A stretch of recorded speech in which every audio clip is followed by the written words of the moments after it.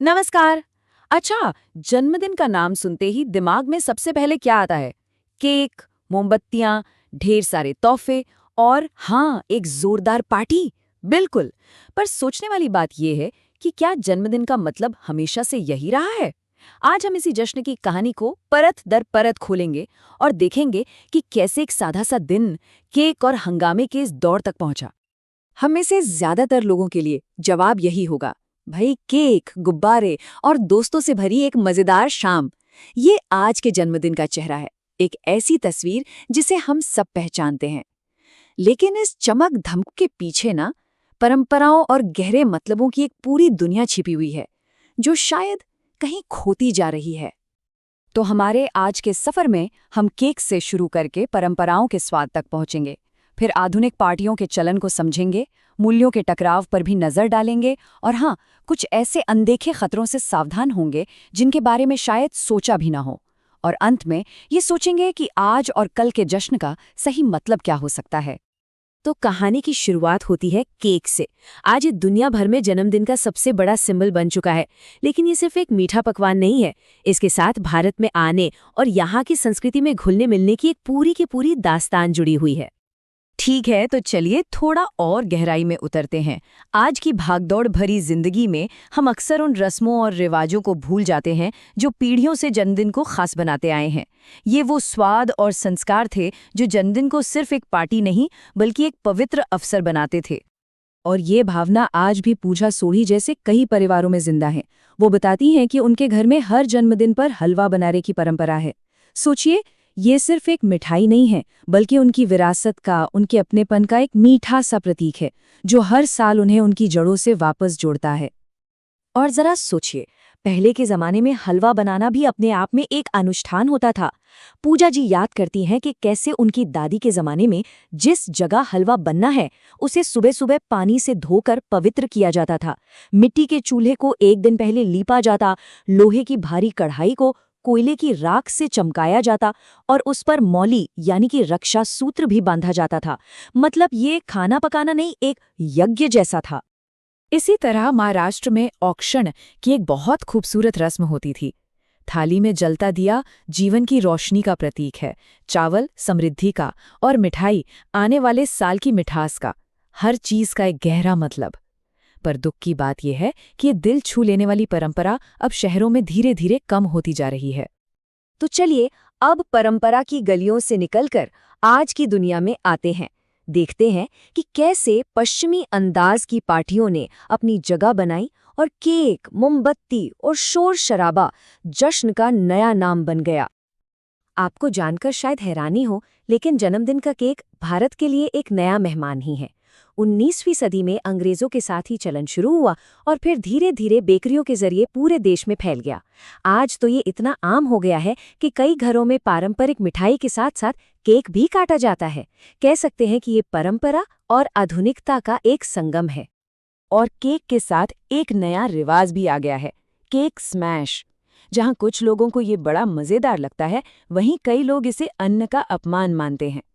वैसे माना जाता है कि ये चलन लैटिन अमेरिकी देशों की मोडेडा परंपरा से प्रेरित है, जहां जन्मदिन वाले को केक का पहला बाइट खिलाने के लिए मजाक में उसका चेहरा केक में हल्का सा दबाया जाता है।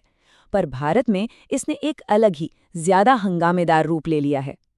और यहीं से हमारी बातचीत एक बहुत ही दिलचस्प मोड़ लेती है।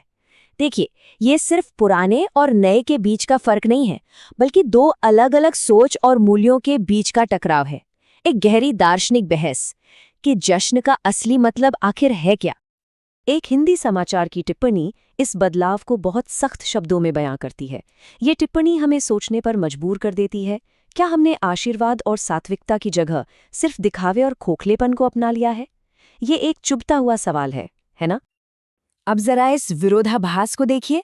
एक तरफ है दिया जलाने की परंपरा, जो प्रकाश, ज्ञान और सकारात्मकता का प्रतीक है, और दूसरी तरफ मोमबत्तियां बुझाना। मतलब एक तरफ हम प्रकाश को आमंत्रित करते हैं और दूसरी तरफ उसे फूंक मारकर बुझा देते हैं। ये सिर्फ एक रस्म नहीं है, ये सोच का फर्क दिखाता है। इन्फोसिस की सुधा मूर्ति जी की ये कहानी तो दिल को छू लेती है। जब उनके बेटे रोहन ने एक 5 स्टार होटल में महंगी पार्टी करने की जिद की, तो उन्होंने उसे एक बहुत जरूरी सबक सिखाया। उन्होंने समझाया कि उस पार्टी पर खर्च होने वाले पैसे से उनके ड्राइवर के बच्चों को अच्छी शिक्षा मिल सकती है। असली खुशी दिखावे में नहीं, बल्कि किसी की मदद करने में है। तो एक पारंपरिक भारतीय जन्मदिन कैसा होता था? वो दिन अपने लिए कम और दूसरों के लिए ज्यादा था। बड़ों से आशीर्वाद लेना, भगवान का शुक्रिया अदा करना और जरूरतमंदों को दान देना, जश्न का मतलब कृतज्ञता और सेवा था। जरा सोचिए, क्या इनमें से कोई परंपरा आज भी हमारे घरों में निभाई जाती है? पर मूल्यों का ये टकराव सिर्फ दार्शनिक नहीं है। जब हम बिना सोचे समझे सिर्फ मस्ती और दिखावे के लिए कुछ करते हैं, तो उसके कुछ असली और कभी-कभी बहुत खतरनाक नतीजे भी हो सकते हैं। और यहीं से हमारी कहानी एक बेहद गंभीर मोड़ लेती है। शुरुआत एक ऐसे खतरे से करते हैं जिस पर शायद किसी का ध्यान ही नहीं जाता। केक पर लगने वाले वो चमकीले स्पार्कलर देखने में बहुत सुंदर लगते हैं ना, लेकिन यूट्यूबर अमृता शॉ ने दिखाया कि जलने के बाद वे धातु की जहरीली धूल छोड़ते हैं।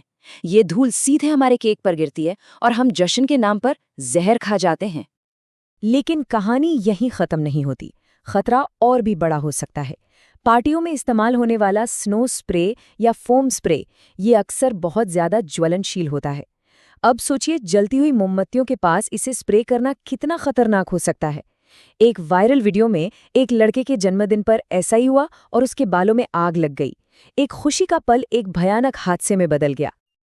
और अब सबसे चौंकाने वाला खतरा जो केक स्मैश से जुड़ा है। बड़े और डिजाइनर केक को अपनी जगह पर टिकाए रखने के लिए बेकर्स अक्सर उसके अंदर लकड़ी या प्लास्टिक की पतली नुकीली डंडियां डालते हैं, जिन्हें डॉवल्स कहते हैं।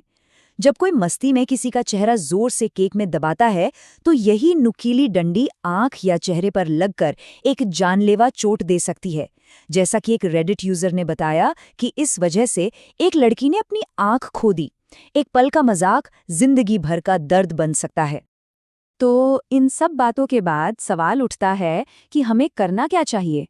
क्या हमें आधुनिक जश्न को पूरी तरह नकार देना चाहिए या अपनी परंपराओं को भूल जाना चाहिए? शायद जवाब इन दोनों के बीच कहीं है, एक सुंदर संतुलन बनाने में।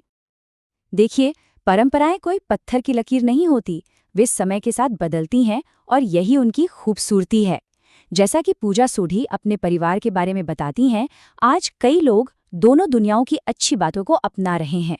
घर में पूजा और हलवे की रस्म भी होती है और शाम को दोस्तों के साथ केक भी कटता है। ये दिखाता है कि विरासत और मॉडर्निटी एक साथ चल सकते हैं। और अंत में ये सवाल हम सबके लिए है। जैसे जैसे हमारी दुनिया बदल रही है, ये हमें तय करना है कि हम अपनी विरासत की किन कीमती चीजों को सहेजना चाहते हैं, कौन सी बेमतलब या खतरनाक प्रथाओं को छोड़ना चाहते हैं और आने वाली पीढ़ियों के लिए कौन सी नई, सार्थक और सुरक्षित परंपराएं बनाना चाहते हैं। इसका जवाब हम सभी को अपने अपने जश्न में खोजना होगा।